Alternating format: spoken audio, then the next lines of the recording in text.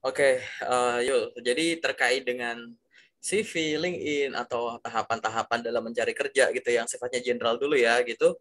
Apa nih yang pengen kamu diskusiin nih?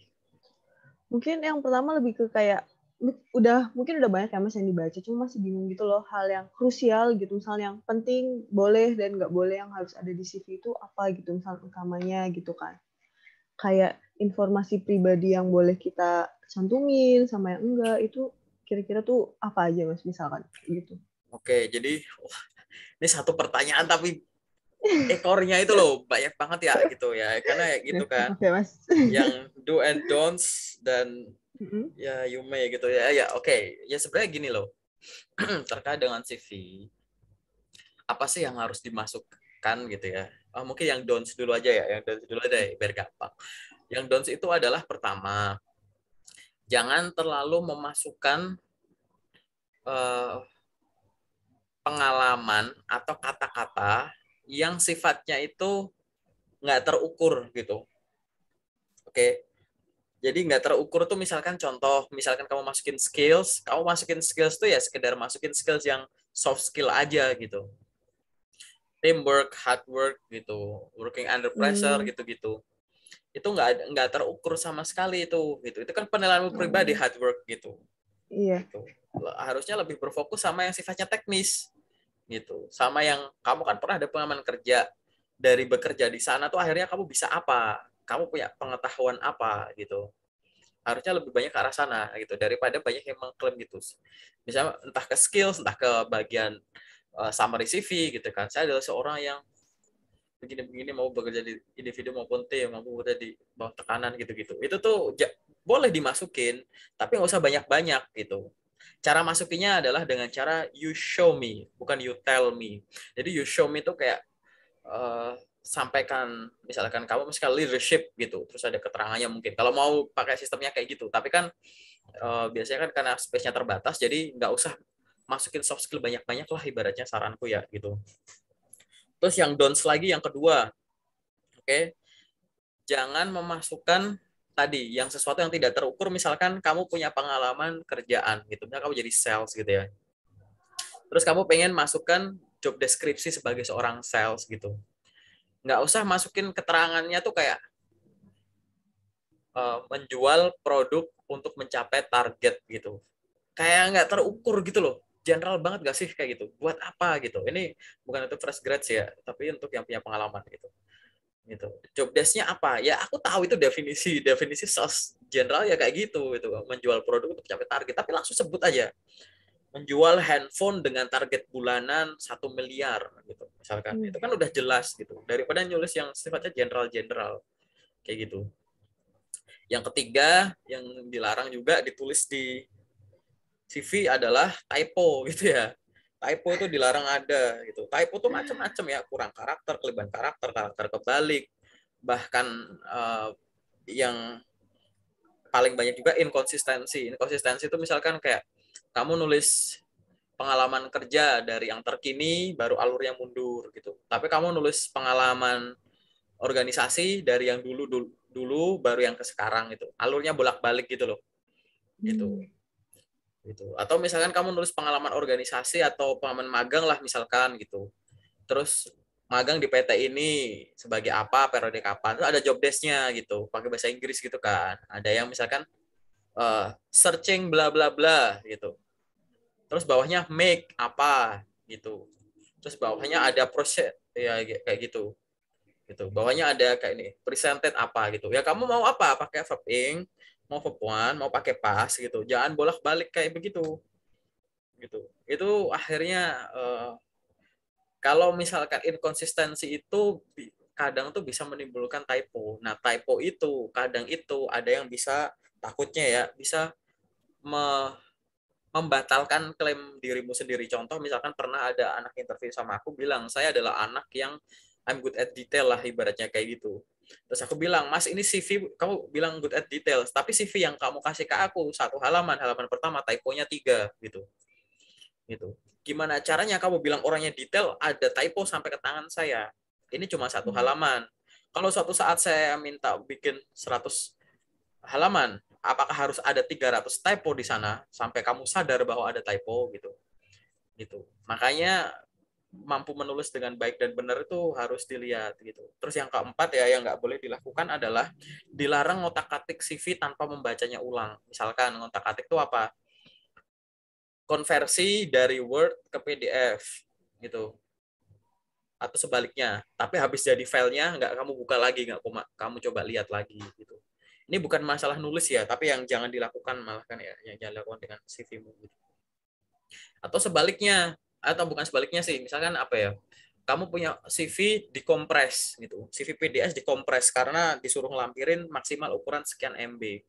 Habis dikompres, langsung filenya ke download, terus kamu apa? Kamu rename. Ya, sesuai yang diminta, langsung di-attach gitu. Konyol ya, di-rename iya tapi dibuka enggak gitu.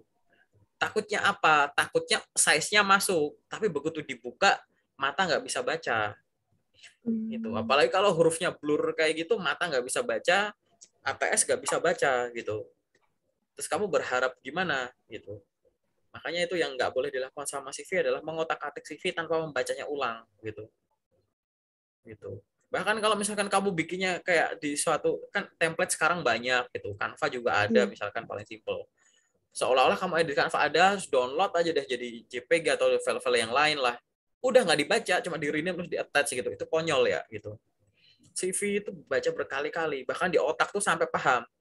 Oh, informasi pendidikan itu ada di kiri bawah. Informasi ini ada di kanan atas, ini ada di tengah. Itu udah di luar kepala. Jadi walaupun memang ngomongnya di luar kepala, tapi kamu di kepala kamu tuh ingat positioning masing-masing segmen itu ada di sebelah mana di CV kamu gitu.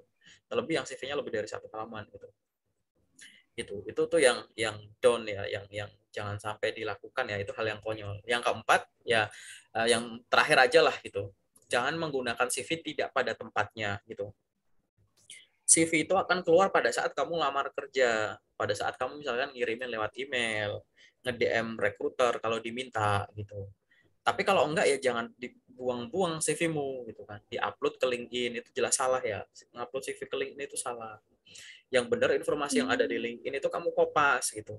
Tapi kok sekarang banyak yang lakuin ya nggak apa-apa. Silahkan kalau mau diikutin, tapi itu salah gitu. Tapi kalau kok banyak ya orang yang upload CV ke LinkedIn dapat kerja, yo ada gitu. Tapi bukan peruntukannya. Itu semacam kayak kamu ngomong sama aku udah bilang pada, hey, kalau mau nancepin paku ke dinding pakai palu. Kak, itu tetanggaku kemarin nancepin paku di dinding pakai batu bisa?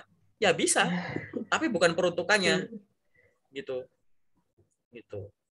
Kak, tapi kan informasi pribadinya nggak aku cantumin. Informasi pribadinya udah aku tutup gitu. Lo jangan salah gitu. Kamu pikir semua yang ada di CV itu nggak bisa disalahgunakan? Bisa gitu. Tapi sama aja. Kalau aku kopas ke LinkedIn, LinkedIn-nya itu nanti informasiku bisa disalahgunakan di sana. Loh, kalau yang disalahgunakan itu memang sesuai dengan aturan yang ada di LinkedIn, apalagi di Kopas kayak gitu. Loh, LinkedIn itu bisa ngelindungin kamu loh, yang ngeprosesin gitu. Gitu. Jangan salah, timnya LinkedIn itu luar biasa. Nah, nanti aku jelasin ke sisi yang off the record-nya aja ya, yang detailnya gitu. Ke arah sana. Itu yang down gitu. Nah, yang do apa? Nah, simple. Yang do itu adalah satu, jelas. Informasi yang ada di LinkedIn itu informasinya lengkap. Gitu. Lengkap berdasarkan apa yang sudah kamu alami. Dituliskan berdasarkan yang terkini, yang terupdate gitu.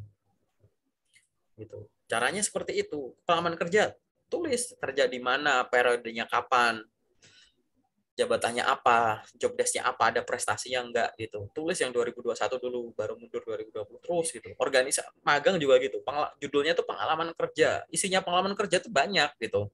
Ya ada kerja tetap, kerja kontrak, freelance, magang dibayar, magang nggak dibayar, entrepreneur gitu. Itu kan di dalam judul pengalaman kerja semua itu. Ada pengalaman organisasi ya macam-macam ya, ada organisasi, ada kepanitiaan, ada keanggotaan, ada volunteer, ada sosial service gitu-gitu. Banyak gitu. Pastikan informasi-informasi itu tertulis dengan baik gitu. Itu yang harus ada gitu. Nah, yang selanjutnya adalah tadi, terlepas CV-mu mau jadi desain atau jadi non desain alias ATS friendly gitu ya.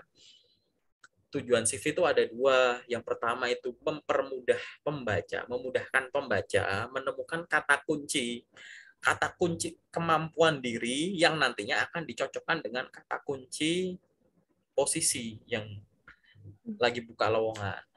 Harapannya tuh ya nanti bisa kejawab bahwa kamu adalah orang yang tepat gitu. Sehingga banyakkanlah kata kunci. Makanya tadi di DOS jangan masukin kata-kata yang membual doang, yang general, nggak to the point. Mau nyebutin angka, sebutin angka sekalian gitu. Jadi tonton ya yang aku tanya jawab sama anak yang lain. Satu-satu aja ditonton. Beberapa memang ada pertanyaan yang sama. Tapi di dalamnya tuh banyak yang beda-beda kok gitu. Terakhirnya nggak perlu banyak nanya kemanapun udah yakin ini begini gitu. Tapi dapat sense-nya nanti gitu karena berdasarkan pengalaman pribadi. Terus yang harus dilakuin juga adalah tadi pertama itu berfokus bahwa CV itu dia tujuannya adalah mempermudah mencari kata kunci kan gitu. Yang kedua itu adalah apa? Impress gitu. Impress tuh apa sih? Kayak wow gitu ya. Ada kesan positifnya gitu loh. Gitu. Ya kalau kamu bikin desain ya silahkan bikin desain yang mempermudah mata rekruter yang baca dan orang tuh kelihatan oh ini orang niat bikin desain, nggak asal ada template kamu masukin info download gitu. Karena kalau orang yang bikin desainnya seadanya gitu ya, itu nanti bakal ada obrolan kayak gini nih. Misalkan aku pernah nanya, loh ini kok fontnya beda-beda? Iya kak, dari Canva-nya gitu. Jawaban apa itu kayak gitu? Loh ini kok spasinya gede banget, harusnya kan yang ini deket ke sini, ini kesini. Iya kak, dari Canva-nya gitu. Aku tuh suka heran gitu. Nanti tonton tuh yang uh, YouTube yang udah aku upload, judulnya tuh jangan kebalik ya. Canva dan template yang lain itu adalah tools. Tools itu mengikuti pengguna. Wah aku gerah nih, AC cetit gitu. Bukan kebalik, AC-nya kayak, wah aku pingin kamu ngerasa gerah sekarang biar aku hidup. Gitu. Nggak kayak gitu, kebalik. Tools itu harus ngikutin penggunanya gitu. Jadi ya jangan, kalau kamu pakai tools ya ada adjustment lah, jangan kayak default gitu. Itu kan malah jadi nggak berkesan mau dibikin desain atau enggak gitu kan. Itu sederhananya do and don'ts-nya sih gitu. Nanti aku di sesi yang detail aku lebih banyak ceritain yang don'ts-nya ya gitu. Itu yang menarik di situ.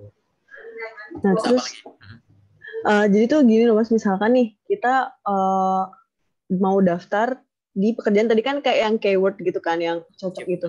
Tapi misalkan kita daftar pekerjaan yang misalkan apa sih kebutuhannya tuh dia semua jurusan gitu. Jadi sebenarnya kita bisa daftar ke situ, tapi memang kita belum ada pengalaman gitu. Jadi yang harus di-highlight di CV kita tuh kira-kira yang gimana ya Mas? Maksudnya biar itu tuh umum gitu.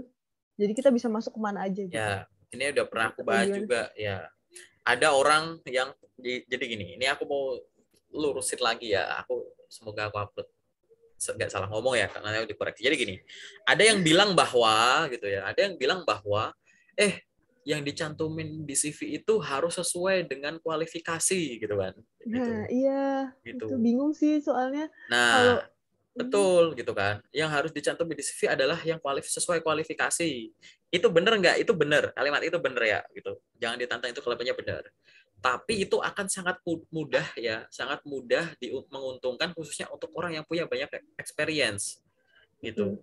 Karena kalau ada ilmu yang nggak cocok, tinggal dia keluarin, bukan remove ya, tapi switch ya. Oh ini nggak relevan nih, aku ganti pakai inilah gitu. Jadi ada yang di remove, ada yang buat gantiin gitu loh. Gitu. Nah tapi sekarang gimana? Apakah teori tadi bahwa apa namanya semua informasi yang relevan itu yang harus ada di CV? Ya nggak juga.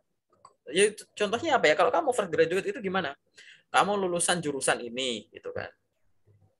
Apa ya, asal sebut aja ya, pertanian misalkan gitu. Kamu jurusan pertanian, ya pengalaman magangmu ya pasti perusahaan-perusahaan yang hubungannya sama pertanian gitu. Organisasimu ya himpunan mahasiswa pertanian lah atau apalah, ikatan mahasiswa pertanian gitu-gitu. Seminarmu juga yang hubungannya sama pertanian-pertanian juga gitu. Ada loker jadi sales gitu. Misalkan contoh, atau nggak usah sales, ada MT, ya manajemen training. Syaratnya semua jurusan gitu. Atau misalnya MT sales gitu, jadi sales. Aku nggak pernah jualan. Secara teori tadi, aku harus seperti ini ya gitu. Tapi aku berubah jadi sales. Kalau pengalaman yang nggak relevan aku keluarin, dalam tanda kutip, maaf nih, jurusanku kan pertanian, nggak ada hubungannya sama sales nih. Masa jurusan pertanian dilepas gitu? Gitu loh, jangan langsung ditelan gitu. Terus ini ada organisasi, nggak ada hubungan sama sales ya, aku organisasi nggak jualan sih. Masa aku lepas? Bukan itu, gitu. Ini ya jangan langsung ditelan mentah-mentah seperti itu ya gitu.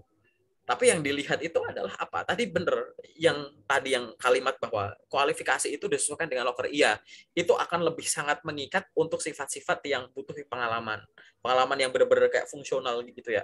Tapi kalau seorang fresh grade itu bisa nggak aku menunjukkan bahwa aku punya kemampuan itu walaupun aku belum pernah melakukannya? Bisa. Dari mana? Ini loh aku kasih tahu. Dasarnya fresh grade itu ya, tujuan utamanya fresh grade itu, fresh grade dulu ya, dia itu harus mampu memamerkan prestasi akademis nih, top top yang top right-nya gitu ya, sama prestasi non akademis. Seolah-olah nih loh, saya kuliah dengan jurusan ini, kampus ini, universitas ini dengan IPK sekian, tapi saya nggak cuma kuliah loh, saya sibuk ini itu loh, saya pernah magang di sini, ini akhirnya saya bisa ini gitu. Pamerkanlah ini gitu kan. Tapi kok kita bisa ke sana yang beda bidang gitu loh. Kok beda bidang bisa? Karena ini tuh kayak iceberg gitu loh, kayak bongkahan es. Ini ada bongkahan pertama, ini bongkahan kedua. CV yang kamu tonjolin itu cuma puncak dari dua bongkahan ini. Puncaknya aku sebut prestasi, prestasi akademis dan prestasi non akademis. Tapi ini tuh cuma gunung es yang ada di luar permukaan, yang nongol di CV. Itu ada permukaan air laut, terus nah di bawah ini ada bongkahan es namanya potensinya gitu loh. Jadi satu bongkahan es itu dasarnya itu potensi akademis, puncaknya prestasi akademis. Yang ini juga dasarnya potensi non akademis, puncaknya itu prestasi akademis gitu. Nah, sehingga pada saat kamu seorang fresh graduate kemudian ngelamar kerja yang dalam tanda kutip secara sekilas kayak nggak ada hubungannya, padahal dia itu bilangnya adalah semua jurusan, maka izinkanlah kamu kayak kamu tuh kayak izinkanlah aku nunjukin bahwa jangan sampai aku cuma dinilai aku adalah bongkahan es di atas permukaan. Kamu harus bisa pamer di situ bahwa aku adalah yang aku tunjukkan ini adalah baru ujung dari gunung es. Yang secara nggak langsung kamu mau bilang bahwa tunjukkan dengan jurusan kamu yang nggak sesuai dengan bidang itu bahwa kamu juga punya potensi gitu. Jadi nggak masalah jurusan kamu pertanian, tapi di sana bukannya sales gitu ya. Tapi yang kamu masukin di CV hubungannya sama pertanian semua nggak masalah. Nanti kamu arahin, bantu rekruter, bantu user yang baca bahwa kamu tuh punya potensi sebagai anak yang nanti tinggal dikasih training ilmu, ada OJT, ada sesi kelas in kelas tertentu gitu ya, kamu langsung kebentuk jadi sales yang siap jualan gitu. Lewat apa misalkan ya tadi kamu jurusan pertanian tapi kamu sering tuh misalkan nyebutin di organisasi kamu uh, pernah menjabat apa gitu. Ya memang himpunan mahasiswa pertanian, tapi di organisasi kamu sering jadi kepala kepala divisi, kepala departemen apa. Oh, ini bisa jadi kepala pasti ada anak buah gitu. Atau misalkan pernah jadi panitia event ini. Namanya panitia, pasti panitia itu untuk membangun suatu event ada komunikasi, ada ini itu. Oh, berarti dia punya kemampuan ngomong pamerin gitu. Gitu. Jadi kamu tidak akan dinilai hanya lewat satu sisi. Wah, ini anak cuma orang jurusan pertanian, bukan. Ini anak ternyata punya kegiatan di luar yang itu banyak berinteraksi dengan orang-orang, terlebih orang-orang yang misalkan nggak cuma di satu kelompok usia gitu. Ternyata dari yang milenial sampai yang kolonial dia udah biasa ngobrol gitu kan gitu. Ya jadi oke, cocok, relevan gitu. Jadi nggak serta merta langsung kayak to the point kayak seperti itu gitu. Jadi apakah salah? Enggak gitu. Ini lebih tadi, tapi ingat ya, kalimat yang tadi itu kalimat yang benar, bahwa semua yang ada di CV itu harus sesuai dengan posisi yang dibuka lah, kata kuncinya betul. Tapi itu bukan hal yang sesuatu yang harus semuanya terlihat. Ada sesuatu yang tidak terlihat, ini loh bongkahan es itu. Jadi ibaratnya kalau mau ngelamar beda jurusan gitu ya, tipsku adalah bantu rekruternya melihat jangan cuma ujung esnya, tapi satu bongkahan es besar ini loh. Di mana potensi ini tergantung yang nempa.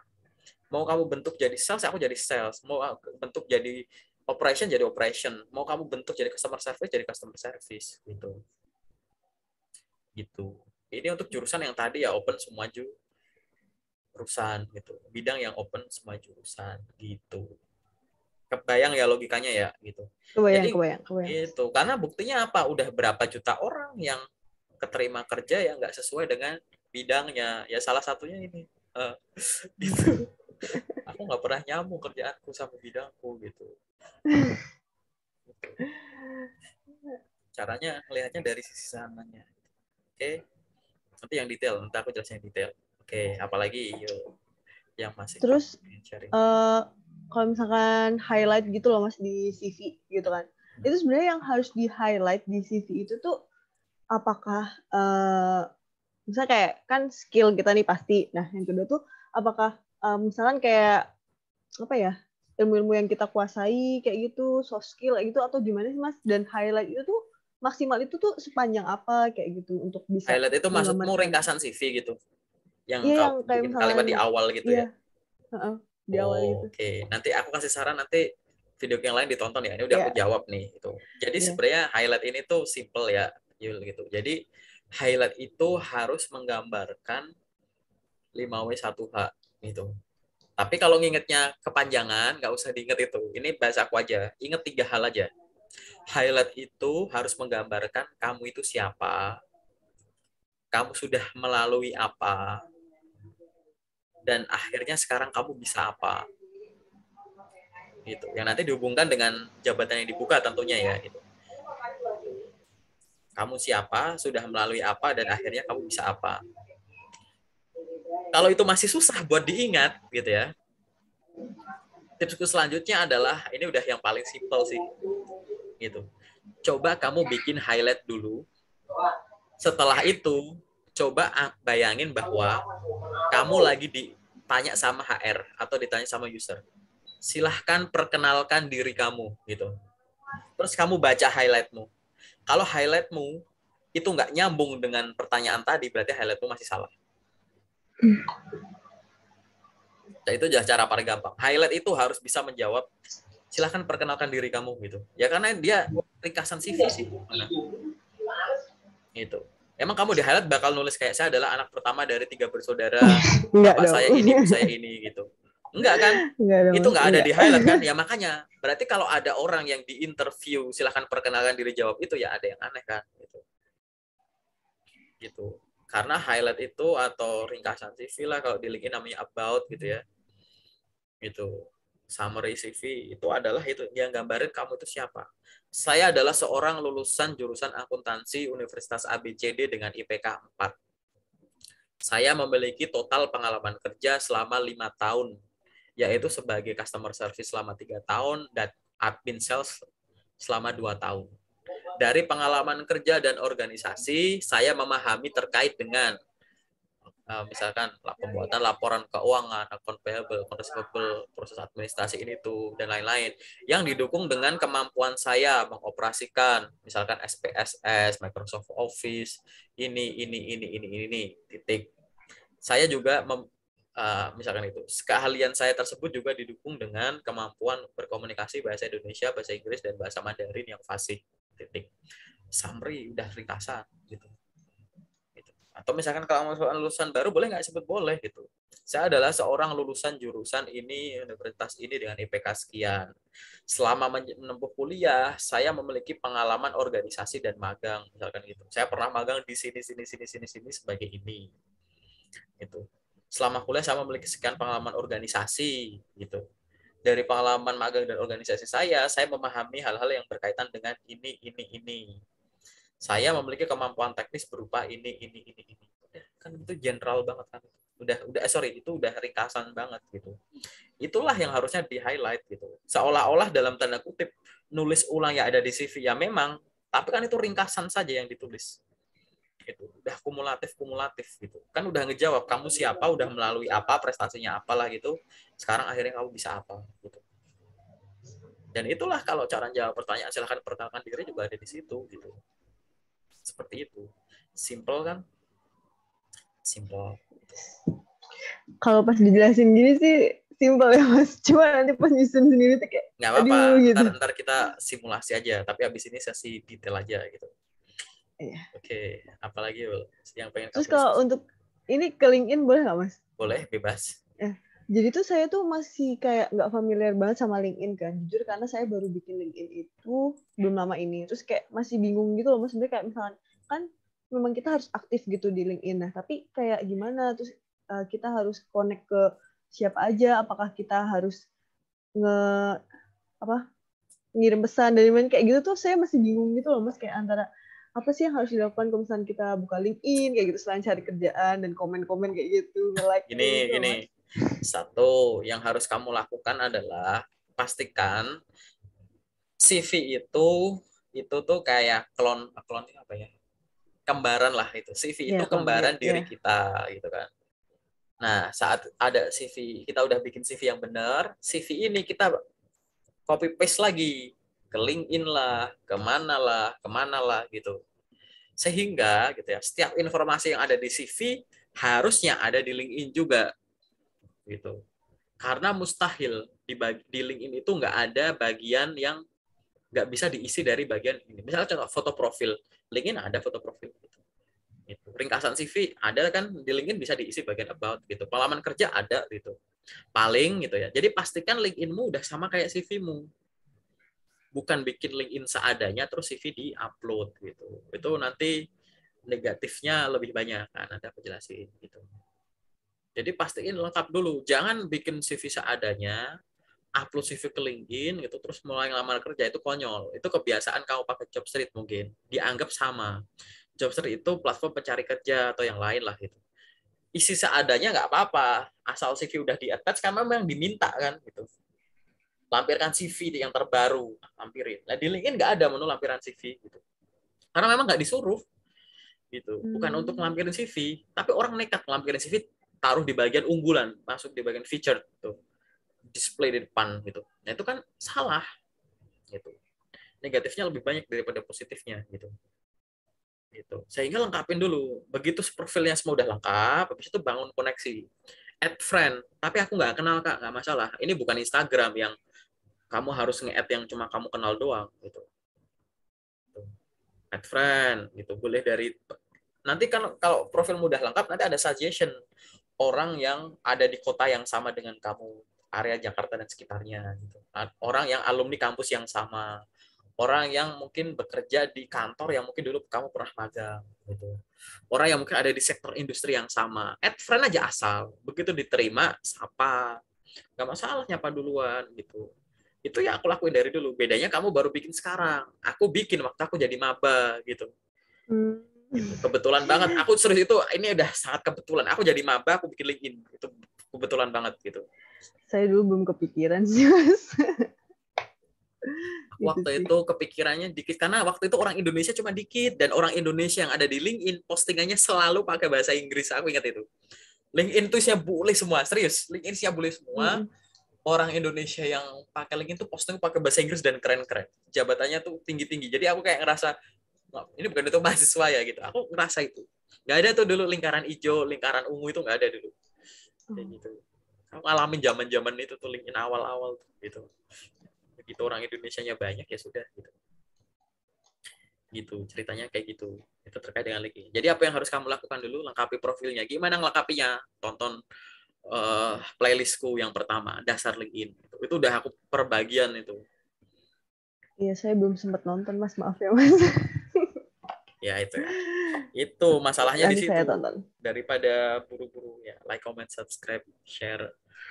Ya gitulah pokoknya terserah ya gitu. Ini udah kurang simple apa gitu. Gitu. Aku udah ngajarin cara untuk kamu tuh di kamu itu dikejar-kejar sama tawaran kerja, nggak perlu lamar gitu. Orang-orang nggak sadar kali ya gitu. Aku udah ngajarin dari awal gitu. Apalagi kalian kemampuannya hebat-hebat pasti lulusan-lulusan baru.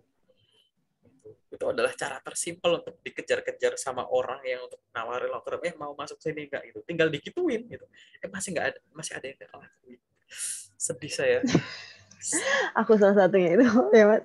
Iya itu sedih, itu udah shortcut yang sangat short ya, itu, the most possible shortcut, iya nggak sih, salah satu shortcut paling positif lah itulah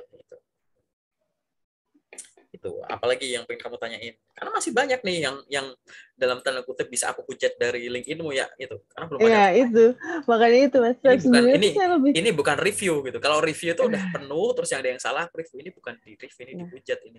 itu. Jadi lebih ke kayak, mungkin saya lebih ke nanti pas sesi yang Ya, nanti kita bikin udah, sesi kedua, ketiga, keempat ya. gitu. Nanti kita bikin sering-sering aja, nggak apa-apa. Biar cepet pinternya Soalnya saya kayak masih anak. kayak meraba-raba gitu loh, Mas ya. Sebenarnya gimana ya nanyanya gitu. Oke, gitu. Saya masih bingung Tapi gitu. nanti basicnya dilewatin dulu ya gitu. Biar nanti kita bikin Iya, Zoom sesi keduanya enak gitu. iya. Biar bisa move on, ntar belajar interview, belajar Siap, yang Mas. lain gitu. Siap. Ada lagi nggak yang general yang pengen ditanyain? Udah sih kayaknya itu dulu, Mas. Nanti saya mungkin ini dulu kayak menyusul dulu dengan belajar-belajar yang lain dulu dari videonya Mas Handian mungkin Oke, gitu. Mungkin aku sekarang sedikit bahas yang detail ya, yang general udah ya. Ntar